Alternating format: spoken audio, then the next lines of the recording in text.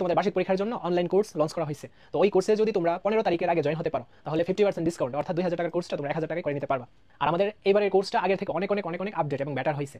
আমরা প্রত্যেকটা চ্যাপ্টারের বেসিক টু অ্যাডভান্স পর্যন্ত শেষ করার পর ওই চ্যাপ্টারের আমরা সিকিউ এবং এমসিকিউ সলভ করবো, এবং ওই সিকিউ এবং এমসিকিউ গুলো হবে টাইপ ভিত্তিক।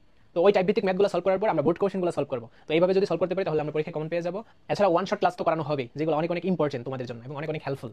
হাই এভরিওয়ান, কেমন আছো সবাই? আশা করি ভালো আছো। আর তোমাদের পরীক্ষা কেমন হচ্ছে তা অবশ্যই কমেন্ট বক্সে জানাবা।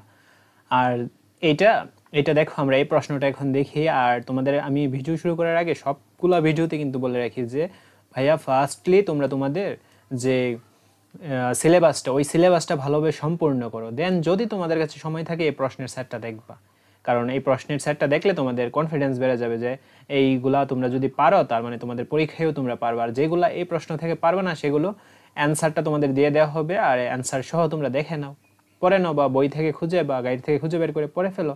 কারণ এটা যেহেতু কোনো একটা স্কুলে আসছে, অবশ্যই তোমার স্কুলে এটা আসার সম্ভাবনা আছে। অনেকাংশে কমন পড়তে পারে, হুবহু আবার নাও পড়তে পারে। আমি আবারও কিন্তু বলতেছি এই কথাটা, বুঝাইতে পারছি? আচ্ছা দেখো, আমরা বাংলা দ্বিতীয় পত্রের প্রশ্নটা দেখি। অর্ধবার্ষিক পরীক্ষা ষষ্ঠ শ্রেণী বাংলা দ্বিতীয় পত্র।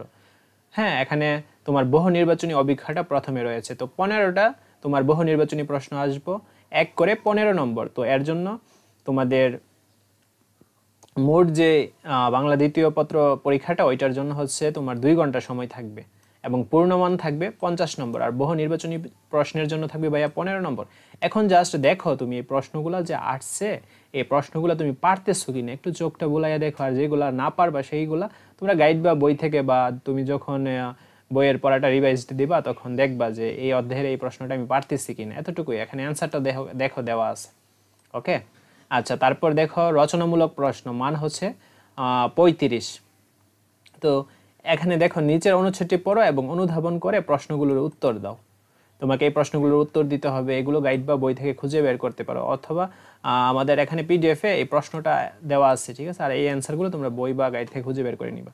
দেন অনুচ্ছেদ লিখো, স্কুল লাইব্রেরি। এখন দেখো ভাই, এখানে যে স্কুলে প্রশ্নটা আসছে ওই স্কুলে মূলত এই অনুচ্ছেদটা দেওয়া আছে। এখন তোমার স্কুলে তো এটা নাও আসতে পারে, হ্যাঁ, মানে তোমার সিলেবাসে নাও থাকতে পারে এই স্কুল লাইব্রেরিটা, তো পড়ার দরকার নাই। তোমার সিলেবাসে যেগুলো আছে এই রাইটিং পার্টে, রচনামূলক অংশে, সেইগুলাই তুমি পড়বা। সেইগুলাই পড়বা। আর সবচেয়ে ইম্পর্টেন্ট হচ্ছে এই এমসিকিউগুলা দেখা। তারপর এখানে আছে কি, ধূমপান বিষপান এ মর্মে ছোট ভাইকে উপদেশ দিয়ে একটি পত্র লিখো। তারপর আছে সারাংশ লেখো, দেন সারমর্ম লিখো। হ্যাঁ, তোমার আমি আবারও বলতেছি, ফার্স্টলি তোমাদের সিলেবাসটা ফলো করবা। তারপর যে কোনো একটি বিষয়ে প্রবন্ধ রচনা আসবে। হ্যাঁ, তোমাদের রচনা আসবে 3টা, এর মধ্যে থেকে যে কোনো একটা দিতে হবে, নাম্বার হচ্ছে 15। আর একটা ভাব সম্প্রসারণ দিতে হবে, তোমাদের ভাব সম্প্রসারণ আসবে 2টা এবং মান হচ্ছে 5। এইভাবে তোমাদের আসবে। তো বুঝাতে পারছি?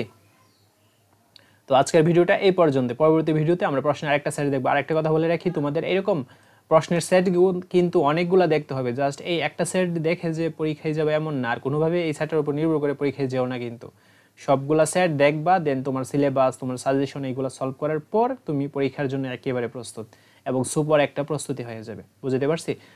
ধন্যবাদ সবাইকে, টেক কেয়ার। আর সবার জন্য শুভকামনা রইল, ভালোভাবে পড়াশোনা করো।